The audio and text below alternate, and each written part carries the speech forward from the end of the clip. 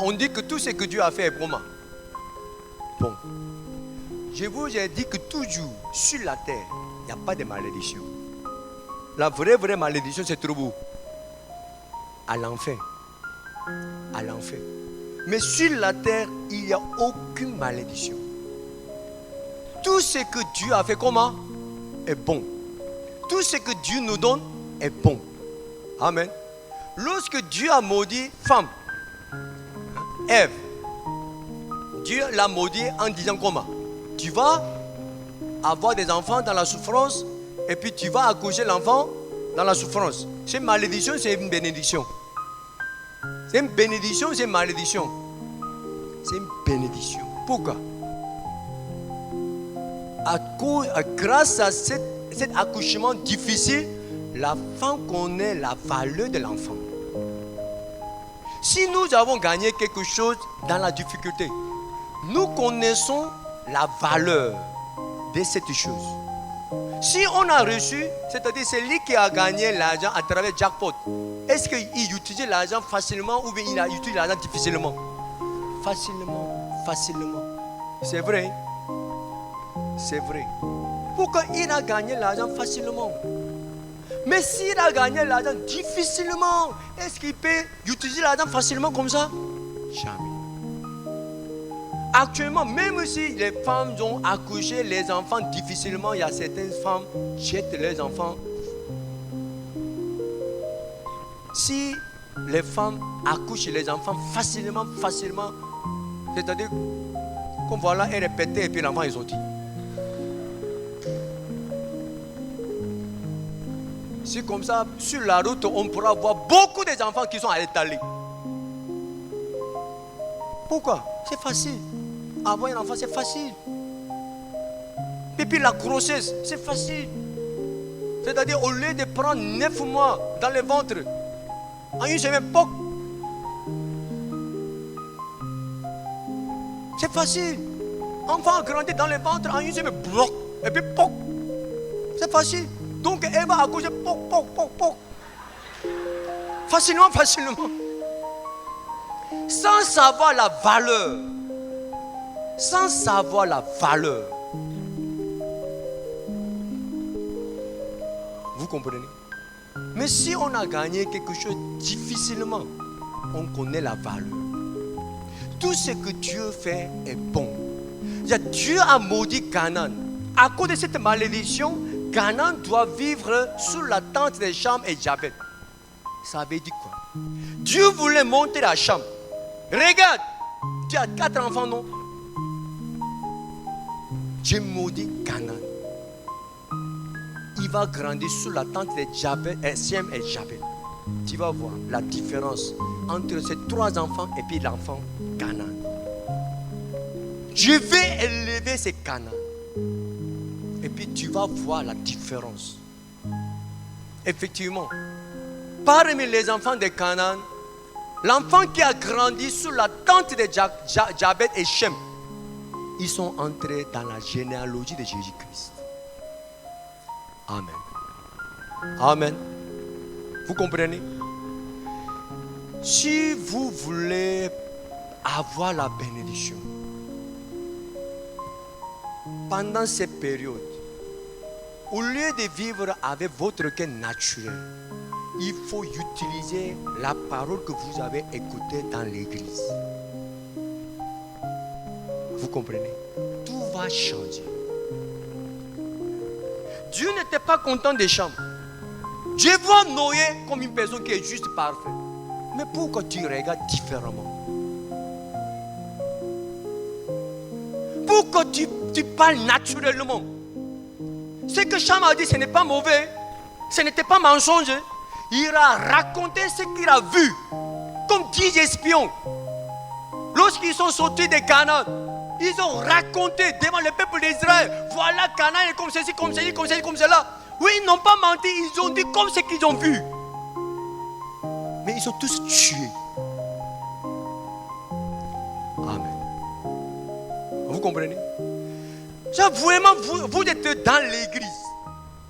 Si vous êtes dans l'église, si vous écoutez la parole, si vous êtes en train de en train de traverser cette période, au lieu d'utiliser votre manière naturelle, au lieu de traverser ces moments avec votre cœur naturel, utilisez la parole que vous avez appris dans l'église, pour traverser cette période. Amen.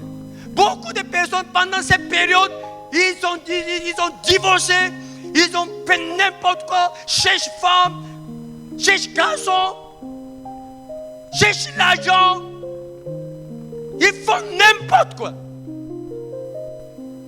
Pendant cette période,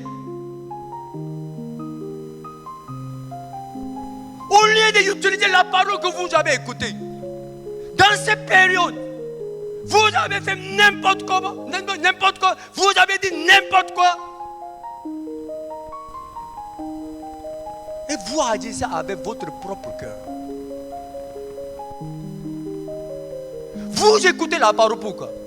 Pour quelle période?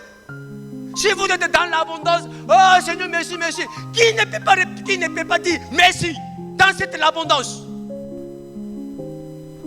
On écoute la parole pour traverser cette période. Le juste vivra par la foi. L'homme ne vivra pas du pain seulement. Même si on n'a pas de pain, on peut traverser cette difficulté avec quelqu'un, avec quel pensez-vous traverser cette difficulté? Si vous êtes fâché, vous agissez avec votre propre cœur. Vous réagissez avec votre propre cœur. Pendant cette période, la parole que vous avez écoutée, c'est où? C'est où? J'ai dit un jour,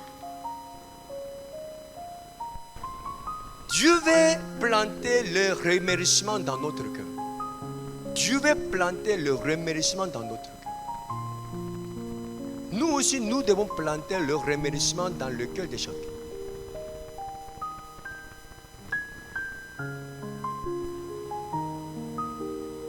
Pendant cette période, au lieu que les couples sont séparés, c'est-à-dire, voilà, son mari n'a pas de travail, ou bien sa femme, elle est dans la difficulté, ou bien quoi, à cause du manque de l'argent, à cause de telles difficultés, voilà, le mari et la femme, ils sont séparés. Il faut les parler tous les jours. Au lieu d'utiliser ces périodes difficiles pour marcher ensemble, pour traverser ensemble. Franchement, lorsqu'on était moi et ma femme, on était dans la difficulté. Notre cœur est lié plus qu'auparavant. On devait prier ensemble, mais je n'aime pas prier ensemble avec ma femme, franchement. J'ai prié seul. Si j'ai prié seul. Mais si la difficulté est chaude, si vraiment mes fesses sont brûlées, j'appelle ma femme. Chérie, viens, on va prier. Sans mentir, j'ai fait comme ça. S'il y a des difficultés que j'ai traversées, je n'ai jamais appelé ma femme. Je prie seul. Si vraiment c'est chaud, chérie, viens, on va prier.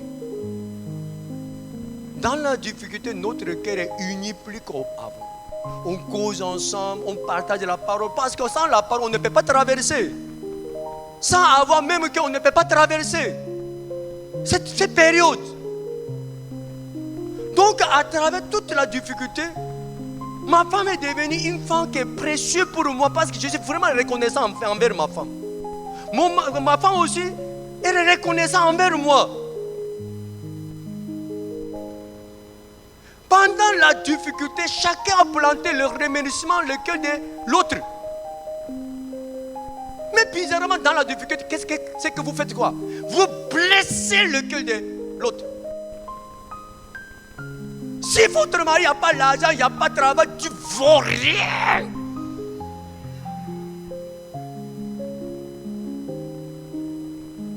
Et puis vous prenez couteau et puis vous piquez. Et puis pendant cette période, chacun est devenu ennemi. Chacun a planté la vengeance. Tu vas voir. Dès que la période est passée, maintenant chacun cherche gazon, chacun cherche bambou. Ils sont séparés. Parce qu'il n'y a aucun remerciement envers eux. Il n'y a aucun remerciement envers sa femme. Tu as oublié tout ce que tu as fait pendant cette difficulté. Tu as fait comment? Tu ne peux pas oublier. Elles sont devenues ennemies.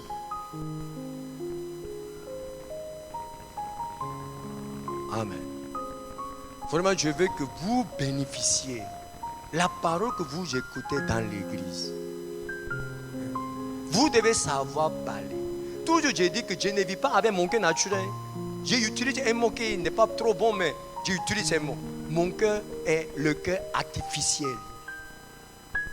C'est mon cœur persuadé. Lorsque je vis avec ma femme, je ne vis pas avec mon cœur naturel. Si je vis avec ma femme, avec mon cœur naturel, on est déjà séparés depuis longtemps. Depuis longtemps, on s'est séparés. Amen. Vraiment, je veux que la parole que vous avez écoutée travaille dans votre vie. Dans la vie dans notre vie, toujours il y a ces périodes qu'on doit traverser. Avant que la manne arrive, il y a des périodes qu'on doit traverser. On pense que sans pain, on ne peut pas traverser. Sans pain, toujours on a envie de renverser tout. Même si on n'a pas de pain, on peut traverser. L'homme ne vivra pas avec le pain seulement. On peut vivre avec la parole. On peut traverser ces périodes avec la parole. Amen. Amen. Est-ce que vous avez compris? Vous comprenez? Vraiment, je veux que vous bénéficiez de cette parole. Et puis, vraiment bénéficier de l'enseignement que vous écoutez dans l'église. Pendant cette période, vous avez besoin de cette parole. Amen.